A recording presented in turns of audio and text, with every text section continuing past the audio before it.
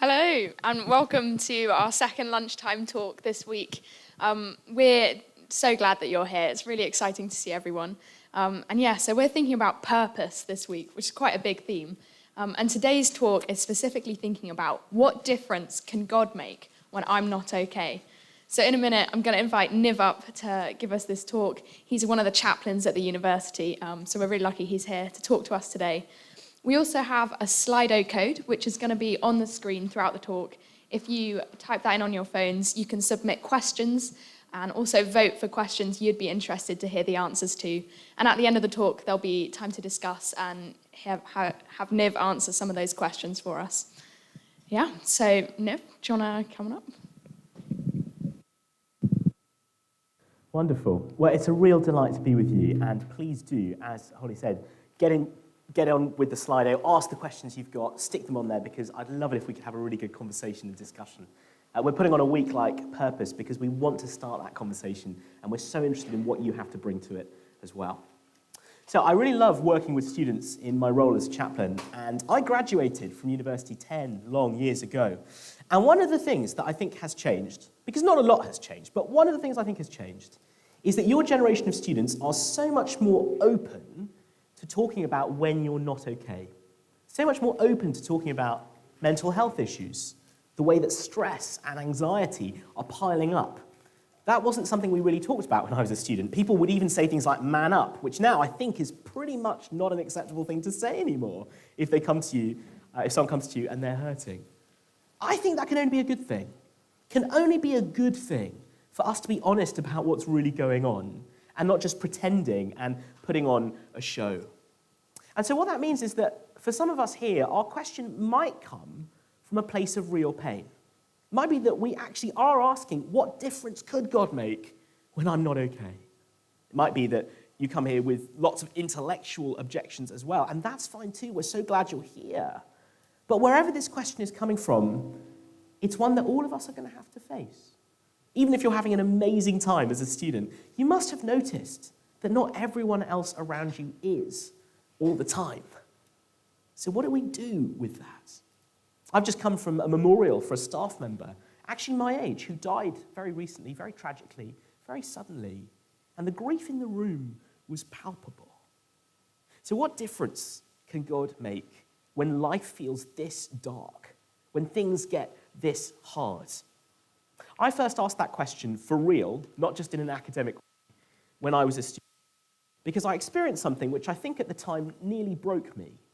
But I am really grateful to be here to share what I found in that experience, and especially what Jesus offered me as I was going through it. So let me put up a picture of me when I was a student. I think that will come up. There we go. Now, look, I know what you're thinking. That is actually me. I have aged really badly. I apologize for that. That is me. I look at that hair. And next to me is my friend Rebecca. And we were really close friends. We were both at uni together. We were both studying English, the best degree you could. We were both in our equivalent of what halls would be together. And we were really close. And she was basically loved by everyone who knew her. She was brilliant, a really intelligent student. She was a fantastic rower. You could probably tell from the height difference she was a cox, if that means anything to you. She was loved. And so when she was killed in a car crash in our third year, basically my life fell to pieces because she was one of my closest friends. I was devastated. I was left full of sorrow and anger and questions. I really struggled most days actually to just get out of bed, let alone study or concentrate. I found myself almost unable to do those things anymore. I was completely overwhelmed. There's a moment in Jesus' life when he goes to see his friend Lazarus, whom he has heard is sick. But by the time he gets there, Lazarus is dead. And when Jesus arrives, Lazarus' sisters, Mary and Martha, both come to him, and both of them say, "Lord, if you had been here, my brother would not have died." Where were you, Jesus? If only you'd been there. But you weren't. And so for some of us, the fact of suffering, the experience of suffering, shows that there isn't a God. Where were you? He wasn't. Stephen Fry was once asked what he would say if he ever got to meet God, and apparently he'd say this: "How dare you? How dare you create a world in which there is so much misery that is not our fault? The moment you banish him, life becomes simpler, cleaner, purer, more worth living, in my opinion. Which sounds very convincing at first, but there are problems with that. What happens if you actually do banish God, cut him out of your life? Well, if you do that, then you're left without any meaning that is bigger than you are. And you end up emptying out words like right, wrong, good, bad, should, shouldn't. Until instead of being an objection anymore, all we're left with is a preference. I want things not to be this way. And so maybe banishing God leaves things simpler, purer, cleaner, but it definitely doesn't make life more worth living. Because it also leaves us unable to acknowledge that the suffering we're feeling is wrong, really wrong, and that we're right to struggle with it. Christians talk about the problem of suffering, the problem of evil. But at least there is a problem with God in the picture. Banish God. And as one very honest atheist said, you're left with no good, no evil, no design, no purpose. And in that meaningless universe, in what way is our suffering really a problem? See, our instinct when we suffer is to say, it shouldn't be like this. This is wrong. It must stop. C.S. Lewis was an atheist for whom dealing with this question was part of how he came to faith. And he once said this: "My argument against God was that the universe seemed so cruel and unjust. But how had I got this idea of just and unjust? No one calls a line crooked unless they have some idea of a straight line. What was I comparing this universe with when I called it unjust? If all we are is time and matter and chance, if there is nothing outside the universe, what on earth are we comparing it with when we say that our suffering is wrong and that it shouldn't be this way?" And that really came home to me when I was dealing with Rebecca. It was awful to lose her. I was full of sorrow and anger and questions, and to be honest, I sometimes still am, coming up to 10 years this April of losing her. But at the same time as feeling all of that, I also had to be honest. If it's true that all we are is time and matter and chance, no design, no purpose, well then what had happened in losing Rebecca? Just one accident, just another meaningless event after another series of meaningless events. And that made no sense of Rebecca, because she didn't feel like an accident to us, and we didn't treat her like one. She felt like a gift, someone it was a privilege to know, someone who came into our lives and lit them up, someone irrepressible and precious, someone we couldn't just cope with losing. So it was right to cry, it was right to mourn. She was a gift. And if she was a gift, she pointed to a giver. Suffering defies any easy answers, any quick fixes. And it turns out that taking God out of the picture is just another one of those, because it renders our pain meaningless. And none of us, when we experience suffering, act as if it were meaningless. None of us live in that meaningless world when we suffer. Suffering is a real problem, and it's worth taking seriously. And God does take it seriously. One of the things I was amazed to find when I opened up the Bible was just how seriously it took these questions of suffering. There are no shortcuts around the hard questions. There are no one-liner responses to this, because suffering is a deep mystery, and the Bible acknowledges that. There's a whole book of the Bible that says, don't give any easy answers to suffering. There aren't any. It's called the book of Job. It also says, don't say that all suffering is punishment. Not only is it not true, it's not your place to say that. There are so many things that are not my place to say, and so I won't say them this lunchtime. But God isn't silent when we come to him with these questions of suffering. He isn't lacking in comfort and challenge. And so just picking up that episode with Lazarus and his sisters and Jesus, I want us to share 4 things that Jesus says to a suffering world. The first thing he says is, things weren't made to be this way. Jesus walks to Lazarus' tomb, and we read there that he's greatly disturbed in spirit and deeply moved. And in the original, those words don't just mean he was sad. They mean he was angry, deeply angry.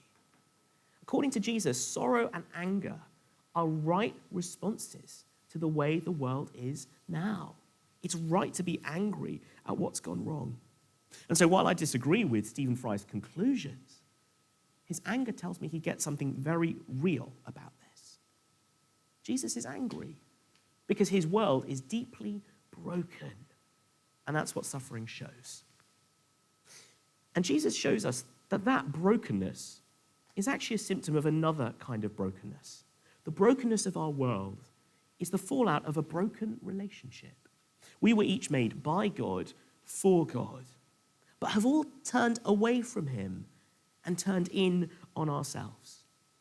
And that self-centeredness, that cutting God out of the picture, has left our world broken too. I know that's hard to hear, but it explains like nothing else the way that selfishness ruins our lives. We were thinking about this yesterday at lunchtime, about the ecological crisis, how human self-centeredness has such massive consequences in our world. That is not to say that every moment of suffering in someone's life can be traced to a moment of wrongdoing that they committed. Not at all. Not at all. But it does raise this awkward question. Are we prepared to acknowledge, when we look at our world, how much of the suffering in it is human in origin? How even in the fallout of many natural disasters, human greed, human waste, human apathy make it all so much worse? When we look at our lives, are we prepared to acknowledge how we've been involved in the suffering of others? How we have, in the things we've thought, in the things we've said, the things we've done, had a hand in the suffering of others? So often we look at suffering and we say, how could God let that exist? But the truth is, so often I am complicit in it, complicit with it. And so the question becomes, how could God let me exist? Things weren't made to be this way. Second, Jesus says, things won't always be this way. As he meets Martha, the grieving sister, Jesus says, I am the resurrection and the life. Those who believe in me, even though they die, will live. And everyone who lives and believes in me will never die. And as you read this account, you see that that's what happens for Lazarus. Jesus raises him from the dead. He keeps this word to be able to be the resurrection, the one for whom death is not actually an ultimate problem. Now, it might be you hear that and you have questions about the miraculous things that Jesus is recorded as doing in the Bible. But before we go on, we need to remember that these are first century eyewitness accounts. They're good history. And we also need to remember that none of Jesus' earliest opponents ever thought of denying his supernatural abilities. They took them for granted, even if they thought that they came from an evil source.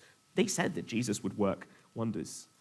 You see, all through the accounts of Jesus' life, just like Uncover Mark, which you can look at for yourself, you find Jesus giving sight to the blind, healing to the sick, and yes, even life to the dead, hope to the cynical and the broken.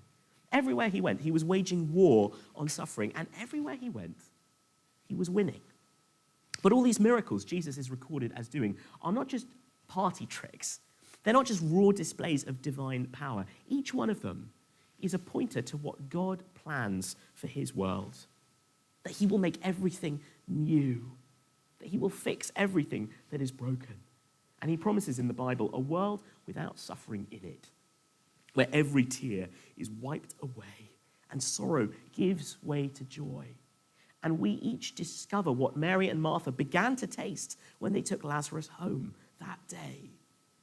Discover how the love of Jesus, which is stronger than death, can mend absolutely everything.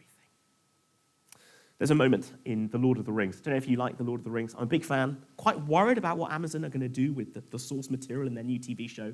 Big fan. There's a moment where Sam Gamgee sees Gandalf, having thought that he was dead, and says, Gandalf, you're alive, but I thought you were dead. Does this mean that everything sad is going to come untrue? It's a very beautiful line, but Tolkien could write it because he knew Jesus' promise, and he took it seriously.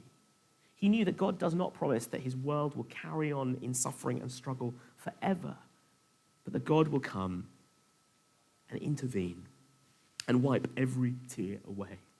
And if today this question is a real question for you, not just an academic one, then can I say that promise is worth digging into, and it's worth holding out for? Because if it's true, that means that there can be comfort.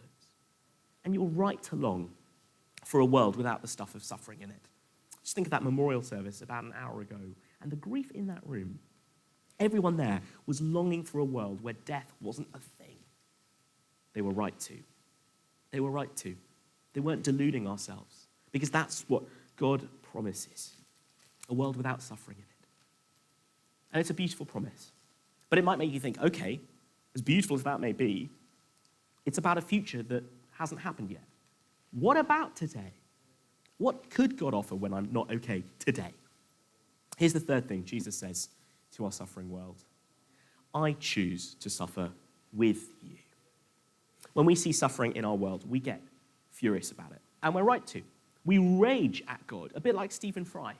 And we want to say, how dare you? What makes all this misery okay, God? And we say, what's your move, God? What will you do with our anger and with our pain? And this is God's move. Not to give us an answer or a telling off, but to give us himself in Jesus. To offer himself so that in knowing him, we can discover the comfort we're really looking for. And it's not that all my questions go away suddenly, but in knowing Jesus, I find that although I don't know everything, I know enough. I know enough. And that's because Jesus says, I suffer with you. I think I've put it up there, the shortest verse in the English translation of the Bible, Jesus wept. That's what Jesus does when he goes to Lazarus' tomb. He's going to raise Lazarus from the dead, but still he cries. Why? Because Jesus chooses to suffer with us. He chooses to experience the brokenness of this world, and he lets it get to him. I don't know what you think about Christmas carols. I hate Away in a Manger. I hate everything about it. I hate that it's usually sung by weedy children's voices. It's a terrible song. But the worst thing about that carol is the line, the little Lord Jesus, no crying he makes. It's an awful thing to say because it makes it sound like Jesus was immune from pain when the evidence tells us he wasn't. He felt it, and he really does know how to cry.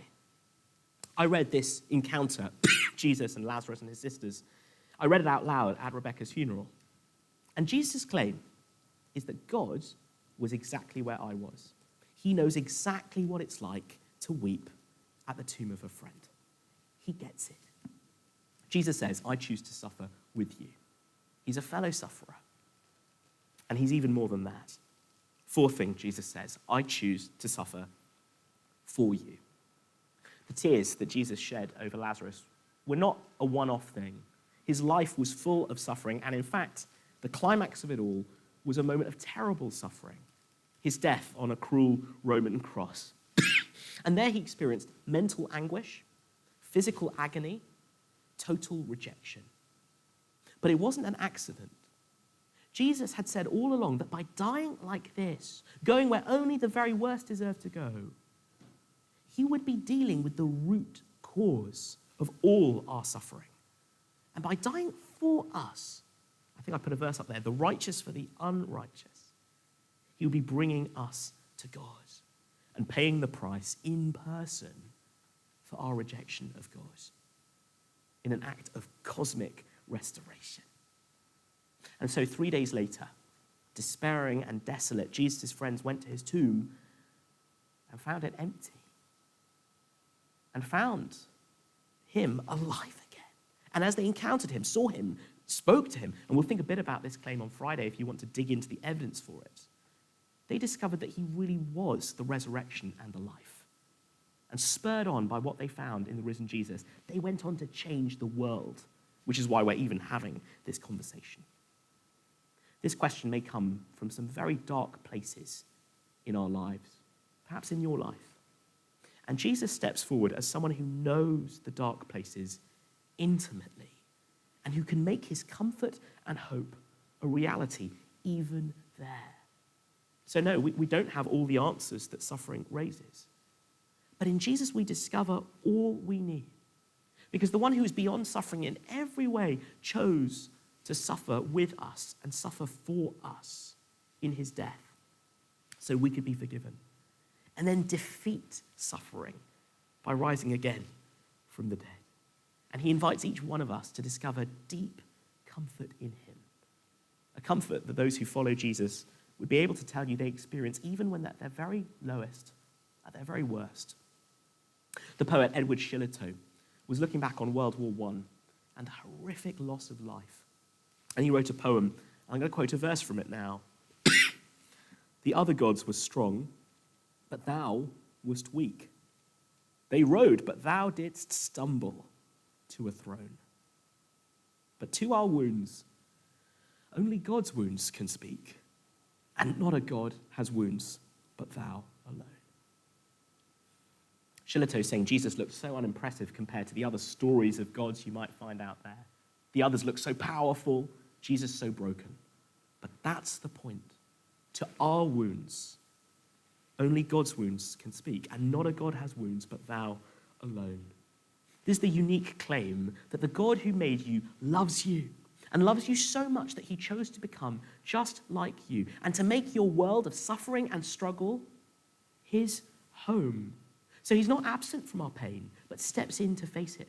And he's not holding us at arm's length with our questions and our anger. He steps up to it, and even offers us hope for the future, and a deep love that sustains us today. Come to Jesus and you discover that this is a love with room for you to be real. You can grieve when that's the right thing to do. You can rejoice when that's the right thing to do. And this is a love that can make a difference in the pressure and anxiety and worry we face. Now, that might not be an automatic thing. It might take a lifetime to unpack all the things that Jesus offers. And pressure and anxiety and worry can still be part of a Christian's experience. But what if you didn't have to experience them on your own? And what if those things didn't have to have the last word in your life? That's the difference God makes when we're not okay. Please do send in your questions. I'm really excited to engage with them. But can I just say, what we've been talking about today, so hard to hear, I'm sure, quite hard for me to share as well. It's real, and it really matters. And the comfort and hope Jesus is talking about is not just an abstract thing that we can debate and discuss. It's something you can have and have for yourself. Might be that hearing all this is all quite new to you. Please do dig into it and see the difference it could make. Take away one of these accounts of Jesus' life. You'd be very welcome to do that. Read and see the difference Jesus makes to hurting people. It might be that you've been thinking about some of these things already, and you're ready to have the comfort Jesus offers. In that case, do talk to someone from the CU, talk to me, because it could be yours. Thank you so much for listening. Why don't we take a couple of moments on our tables, chat about our questions, and then we'll have Q&A in a moment. Thanks very much.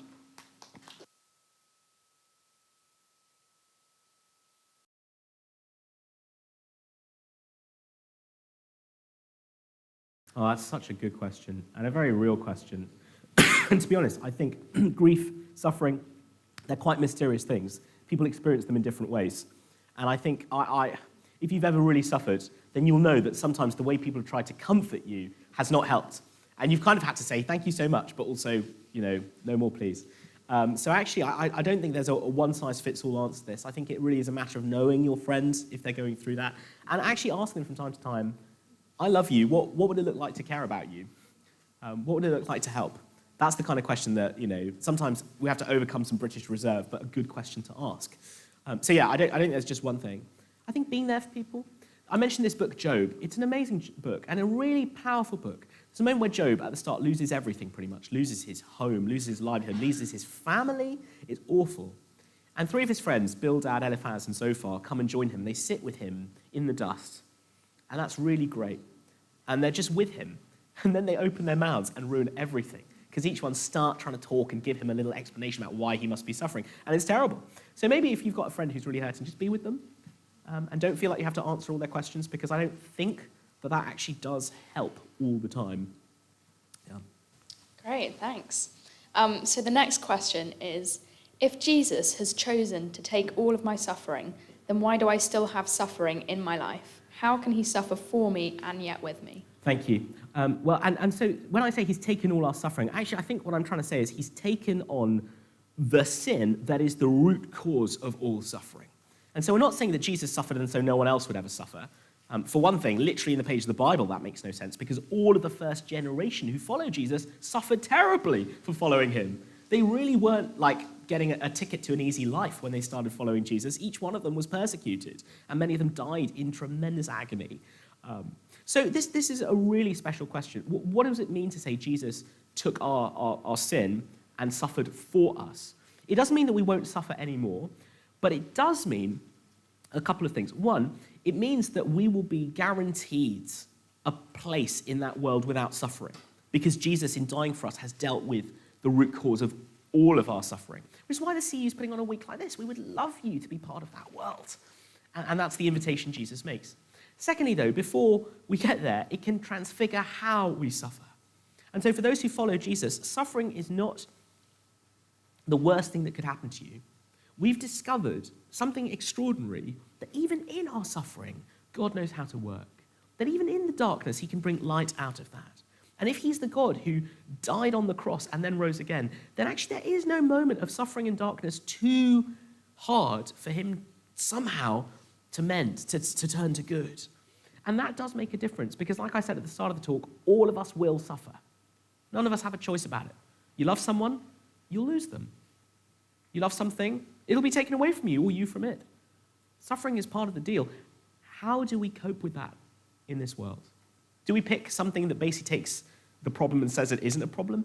Or do we listen to Jesus, who not only says it's a problem, but offers his comfort, his presence in the midst of it, and a way to walk with him through it? That's worth having, I think. Thank you. Brilliant, thanks. Okay, the next one is, how can I trust in a God who loves me if he killed his son? Brilliant question. And at this point, I think forgive me, I'm a theologian, and so there's a sense in which what we're dealing with here is the question of the Trinity. The idea that God is one God, one being, forever in three persons, Father, Son, and Holy Spirit. And one of the misunderstandings we might have is that these are kind of like three buddies who get together in the pub sometimes, and, the Father says to Jesus, the Son, hey, do you know what? Those people have been terrible, haven't they? Do you want to die? In fact, I'll kill you. And that's not at all what Christians have ever taught. This is a very deep mystery that Father, Son, and Holy Spirit are one, united in purpose. God is not killing his Son. God, who is the Son, is willingly dying for us, choosing to do that out of his love for us. So yes, you can trust him, because really what you're asking is, how can I trust the God who's shown that he would put me before himself? There's no one better to trust.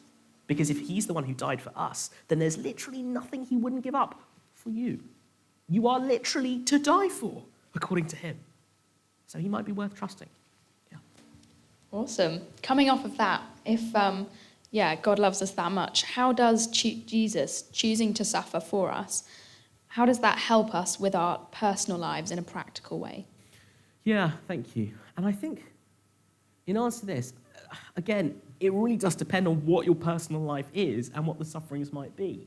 Probably the closest person in all the world to me is experiencing extremely difficult PTSD, and years after the accident which gave it to her, still finds herself triggered, still finds herself struggling with flashbacks.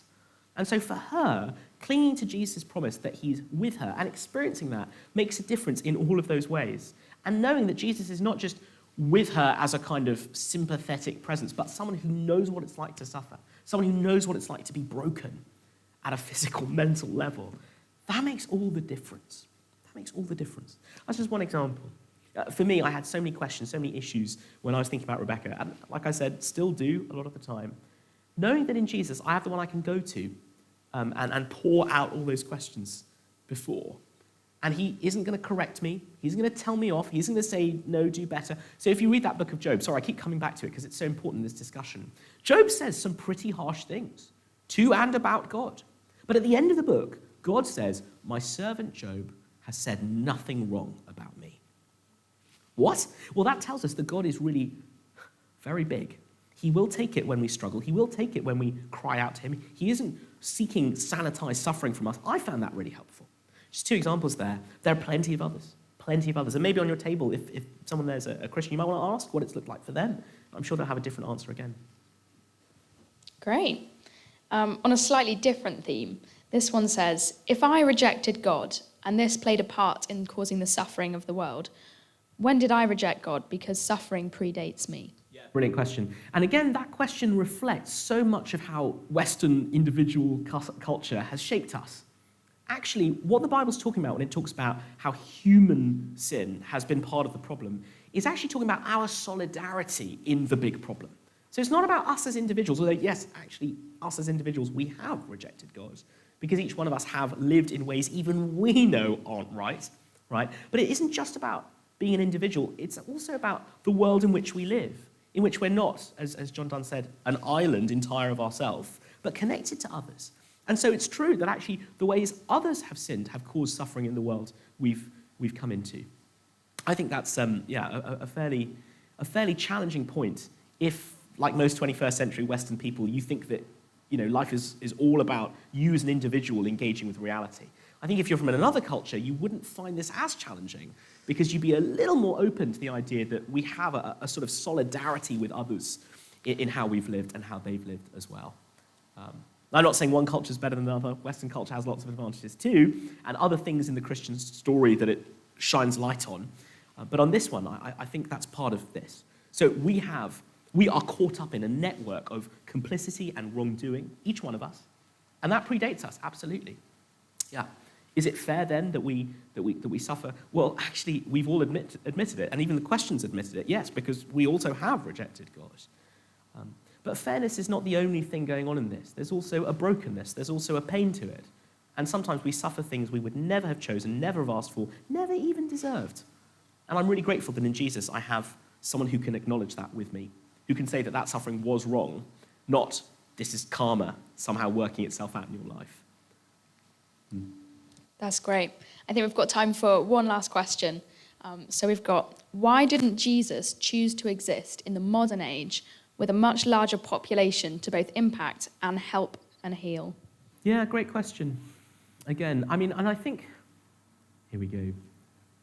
I think in thinking about this, we have to ask, what if God has a particular commitment in Jesus and everything that happens around him, which is to do not just with temporary healing and temporary fixes, but a deep, long-lasting, world-changing transformation.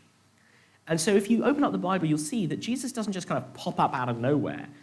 He appears in the context of centuries of promise and expectation and an ongoing, unfolding storyline about how God has not given up on the world and how through one specific family and one specific nation, he seeks to bless all the families of the world, all the nations of the world.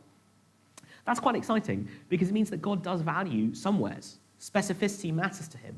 And so we might just say, well, why was he choosing that one and not another one? And at some level, that's above my pay grade. Ask him.